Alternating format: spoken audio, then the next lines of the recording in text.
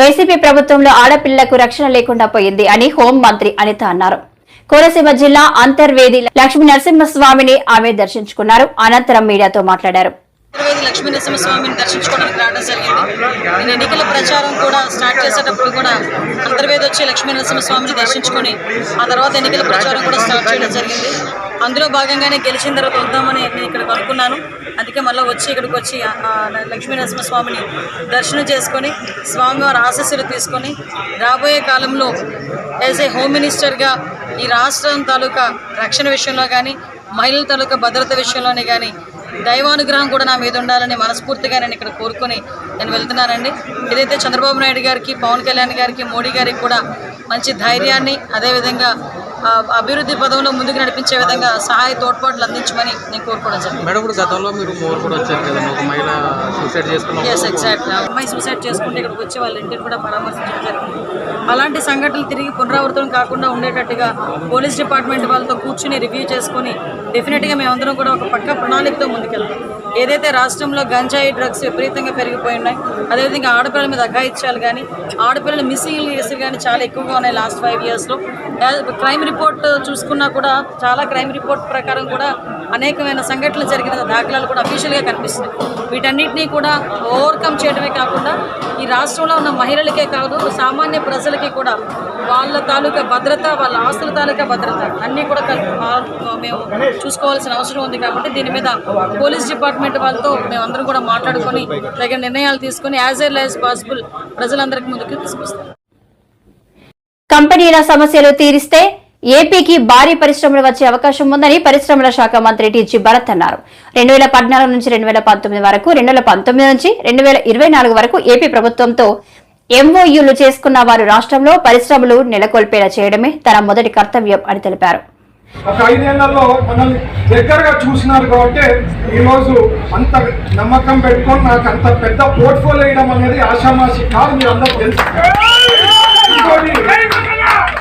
ఈరోజు మా ఎమ్మెల్యేలు అందరూ వచ్చారు, నాకు చాలా ఆనందంగా ఉంది. శ్యాంబాబు గారు కానీ, ఎంపీ గారు కానీ, ఇక్కడ దస్తగిరి గారు కానీ, లేకపోతే ఆదోని ఎమ్మెల్యే గారు కానీ, ఒక నాగేశ్వర రెడ్డి గారికి మాత్రము విజయవాడలో ఉండిపోయినారు కాబట్టి ఆయన రాలేకపోయినారు. కానీ ఆయన బ్లెస్సింగ్స్ ఉందని చెప్పి ఆయన నాకు చెప్పడం జరిగింది. So I'm so happy. ఎందుకంటే చాలా మంది ఏమనుకుంటారంటే, అరే మనం సేమ్ ఉన్నాము, ఎప్పటి నుంచో ఉన్నాము, భరత్కు వచ్చింది నాకు రాలేదనేది ఏమాత్రం లేకుండా కోఆపరేట్ చేస్తూ నాకు ఈరోజు పాల్గొనిన దానికి వాళ్ళందరికీ ప్రత్యేకించి ధన్యవాదాలు తెలుపుతున్నాను. బీటీ నాయుడు గారు, ఎమ్మెల్సీ గారు ఉన్నారు, సోమిశెట్టి వెంకటేశ్వర్ గారు ఉన్నారు. సో వాళ్ళ అంకుల్ అయితే ఇంక చెప్పే పనే లేదు. ఎన్నో సందర్భాల్లో చెప్పాను. ఫాదరు ఇక్కడ నా పక్కన లేకపోయినా ఫాదర్ లక్క సోమిశెట్టి అంకుల్ నాకు చాలా ధన్యవాదాలు తెలుపుతున్నాను. తర్వాత బీటీ నాయుడు గారు టేకప్ చేస్తున్నారు ఒక 1.5 year పీరియడ్ లో. వీరభద్ర గౌడ్ గారు కూడా ఇన్ఛార్జ్ గారు రావడం జరిగింది బ్లెస్ చేసేది. సో ఆయన కూడా ప్రత్యేకించి ధన్యవాదాలు చెప్తున్నారు. 1.5 year లో మన బీటీ నాయుడు గారితో కూడా క్లోజ్ కావడం జరిగింది. ఇంకా చెప్పే పనిలో తిక్కారెడ్డి గారితో ఆయన ఫాదర్ లెవెల్, ఇంకా ఫాదర్ కన్నా ఇంకా ఎవరైనా ఉంటే వాళ్ళతో కలిసిపోతారు, మనకు చిన్న వయసు ఉండే వాళ్ళతో కూడా కలిసిపోతారు. అంత ఫ్రెండ్లీ నేచర్ తిక్కారెడ్డి గారు. సో ఆయనకు కూడా నిజంగా ప్రత్యేకించి ధన్యవాదాలు తెలుపుతున్నా. ఈ రోజు వానదేవుడు మాకు వర్షం ఇచ్చి ఇంత వాన పడుతూ వర్షం పడుతూ కూడా వేలాది మంది కార్యకర్తలు రావడం అంటే అంత ఆషామాషి కాదు. ఎందుకంటే ఆ ప్రేమ అభిమానం ఉంది కాబట్టి ఈరోజు అంత మంది కదిలి వచ్చారు. పక్కన మన జనసేన వాళ్ళు కూడా చాలా మంది,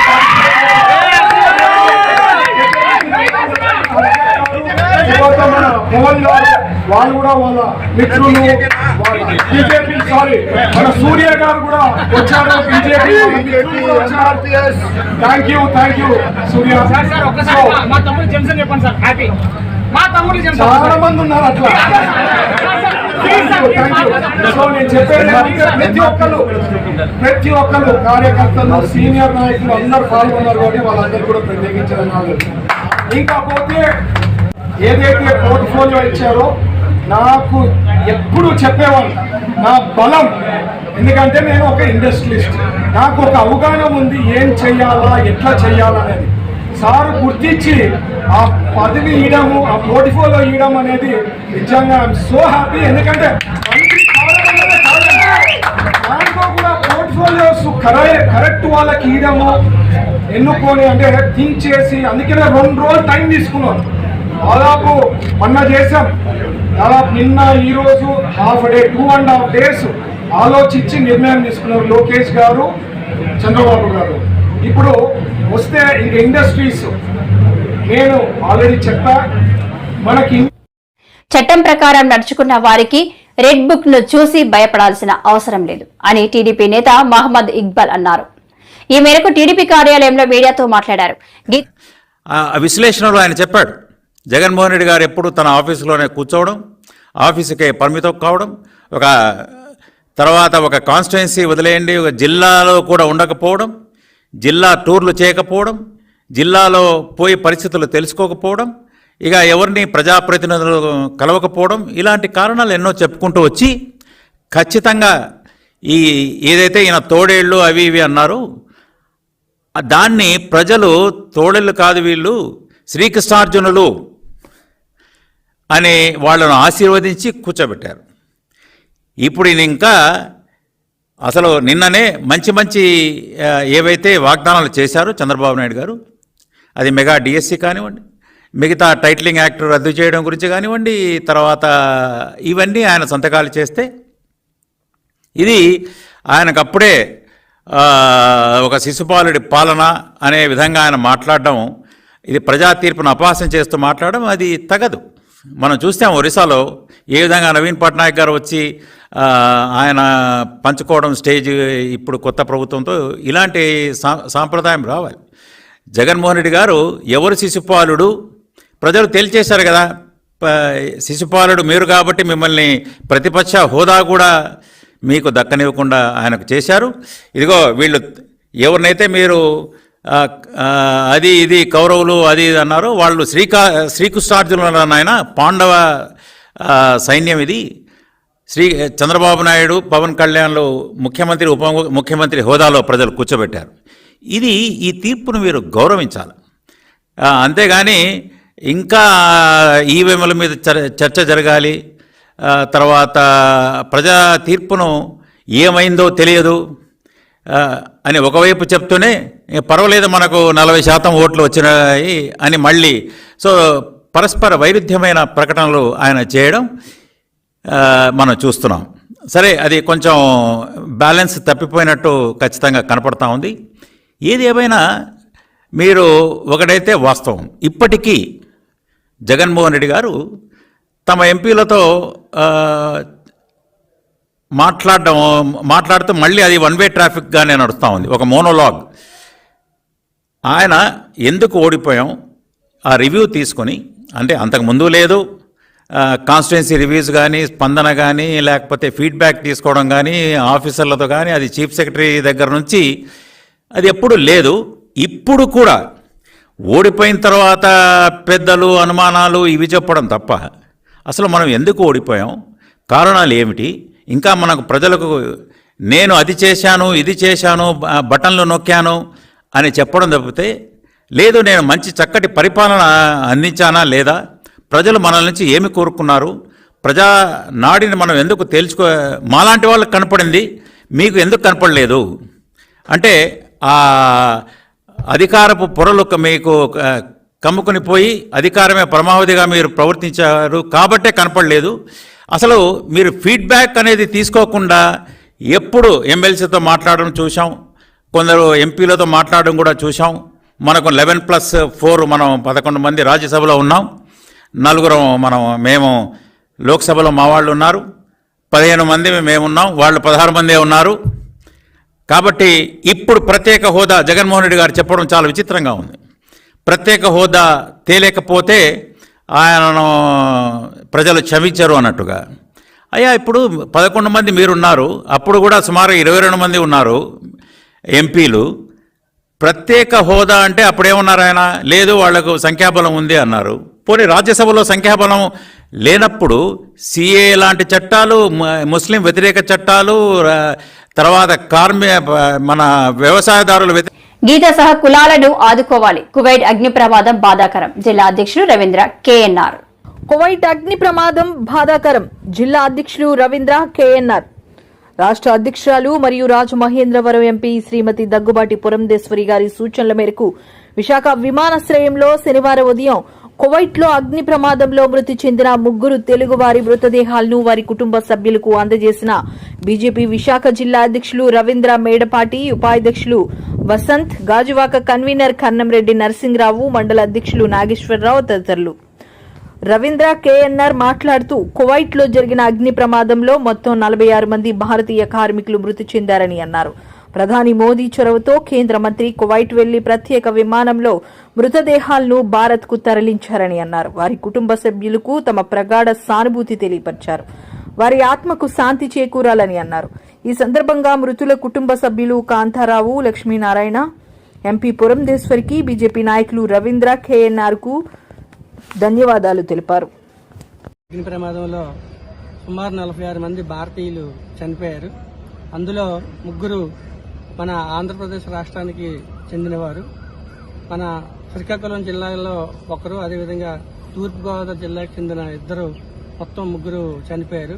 వారి యొక్క మృతదేహాలను గవర్నమెంట్ ఆఫ్ ఇండియా తరపు నుంచి మన ఎన్డీఏ కూటమి ఆధ్వర్యంలో దేశ ప్రధాని నరేంద్ర మోదీ గారి ఆదేశాల మేరకు త్వరితగతిన ఆ మృతదేహాలందరూ కూడా కుటుంబ సభ్యులకి అందజేయడం జరిగింది.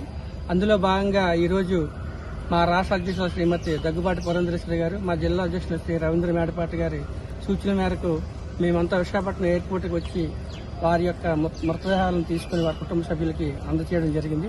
వారి కుటుంబ సభ్యులందరూ కూడా మనోధైర్యాన్ని కల్పించాలని భగవంతుని కోరుకుంటూ వారి కుటుంబ సభ్యులకు ప్రగాఢ సానుభూతి తెలియజేస్తున్నాం బీజేపీ తరఫున.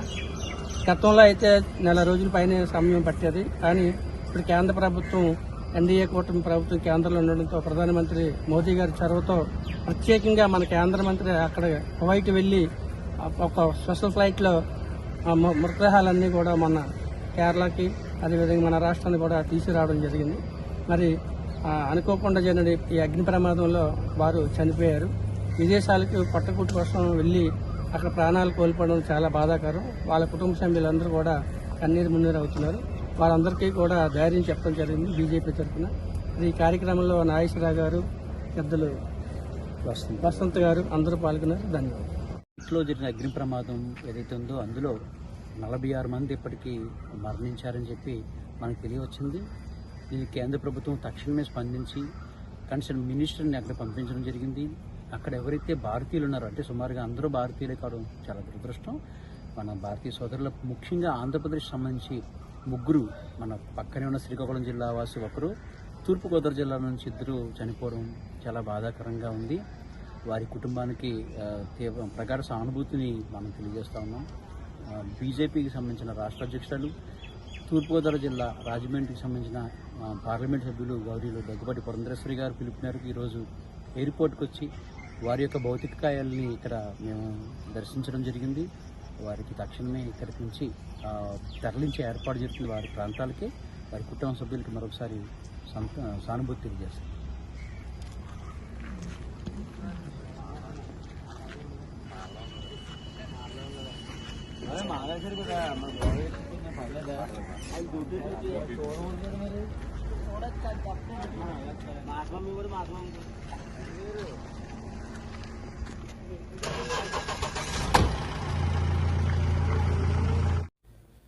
ఎంబీవీ కుటుంబ సభ్యుల కిడ్నాప్ పై పునర్విచారణకు డిమాండ్.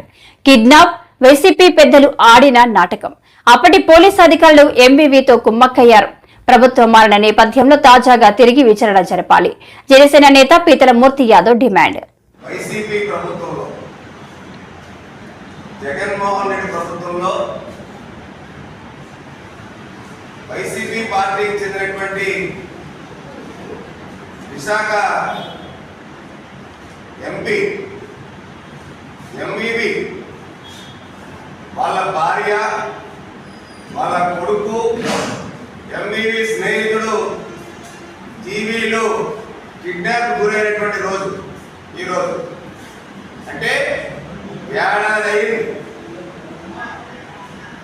సాక్షాత్తు విశాఖ మాజీ ఎంపీ ఎంఈవి యొక్క భార్య బిడ్డ స్నేహితుడు కిడ్నాప్ అయ్యి ఏడాది గడిచినా కానీ ఎందుకోసం కిడ్నాపర్లు ఎంఈవి భార్యని వాళ్ళ కొడుకుని జీవిని కిడ్నాప్ చేశారో ఇప్పటి వరకు కూడా రాష్ట్ర ప్రజలందరికీ కూడా తెలియపరిచినటువంటి దాఖలాలు అయితే లేవు. సాక్షాత్తు పార్టీకి అతీతంగా పవన్ కళ్యాణ్ గారు మా జనసేన అధినేత ఒక ప్రజాప్రతినిధి ఎంపీ కుటుంబ సభ్యులకి భద్రత లేకపోతే అలాగా అత్యంత దారుణమైనటువంటి పరిస్థితుల్లో జగన్మోహన్ రెడ్డి ప్రభుత్వం పాలిస్తుంది. అలాగే మా పిఎస్సి చైర్మన్ నాదల్ మనోహర్ గారు కూడా ఎంఈవి కుటుంబ సభ్యుల కిడ్నాప్ సైతం పార్టీకి అతీతంగా తెలుగుదేశం పార్టీ అధినేత అప్పుడు ప్రస్తుత ముఖ్యమంత్రి గారు చంద్రబాబు నాయుడు గారు కానీ మంత్రి లోకేష్ గారు కానీ అలాగే విష్ణుకుమార్ రాజు గారు అందరూ కూడా Janasena TDP BJP CPI CPM అందరూ కూడా ఒక ఎంపీ కుటుంబం కిడ్నాప్ గురైందంటే అవాక్కయ్యి సానుభూతి తెలిపి ఒక ఎంపీ కుటుంబానికి రక్షణ కల్పించకపోతే ప్రభుత్వం ఇంకా సామాన్యుడికే రక్షణ కల్పిస్తుందని చెప్పి మాట్లాడేటువంటి సందర్భం ఉంది. అటువంటిది ఏడాదైనా నేటి వరకు కూడా కిడ్నాపర్లు ఎందుకు కిడ్నాప్ చేశారు, దేనికోసం కిడ్నాప్ చేశారు, ఆ కిడ్నాపర్లకి ఎంపీకి ఉన్న సంబంధాలు ఏంటి, దాని వెనకాల ప్రభుత్వ పెద్దలు ఎవరైనా ఉన్నారా, అప్పుడు ప్రభుత్వ పెద్దలు లేకపోతే పోలీస్ అధికారులు సహకరించారా అన్నది ఇప్పటి వరకు కూడా తేటతలం కాలేదు. అందుకే ఎంఈవి యొక్క కుటుంబ సభ్యుల యొక్క కిడ్నాప్ వ్యవహారం ఏదైతే ఉందో ఆ కిడ్నాప్ వ్యవహారం పునర్విచారణ చేపట్టాలని చెప్పి డిమాండ్ చేస్తా ఉన్నాము. ఏదైతే ఎంపీ అయిన తర్వాత అంతకు ముందర కానీ అత్యంత విలువైన ప్రాంతాల్లో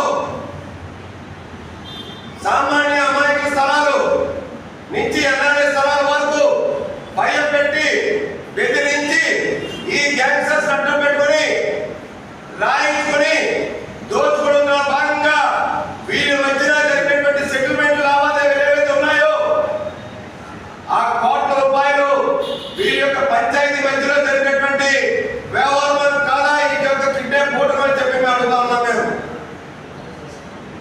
అందుకే కేసుని పునర్విచారించాలని ఎందుకు అంటున్నాం. అసలు ఎంపీ ఎంపీ కాకముందర ఆస్తులు ఎంత, ఎంపీ అయిన తర్వాత ఇదే ఎంపీ జీవీలు కలిపి ఇప్పుడు ఈ 5 ఏళ్లలో ఎన్ని వేల కోట్ల ఆస్తులు ఇవాళ సంపాదించారు. వీళ్ళకి వేల కోట్ల ఆస్తులు ఏ విధంగా వచ్చినాయి, ఆ ఆస్తులు కొనుగోలు చేయడానికి వీళ్ళు డబ్బులు ఎక్కడి నుంచి సమకూర్చుకున్నారు, ఎవరెవరు బెదిరించారు, వీళ్ళు బెదిరించి అత్యంత విలువైనటువంటి ప్రాంతాల్లో ఋషికొండ ఐటీ సెస్ దగ్గర బిల్లాలు ఉన్నాయి. ఈ గ్యాంగ్స్టర్ యొక్క వెంకట్ గిఫ్ట్ గా ఇచ్చారు. ఎక్కడి నుంచి వచ్చినాయి అసలు ఈ గ్యాంగ్స్టర్ కి ఒక ఎన్డీవర్ కారు, ఒక ఇన్నోవా కారు, ఒక బెంజ్ వైమాటిక్ కారు, ఒక పార్సీ మెకాన్ కారు, ఒక హోండా సిటీ కారు, ఒక స్విఫ్ట్ కారు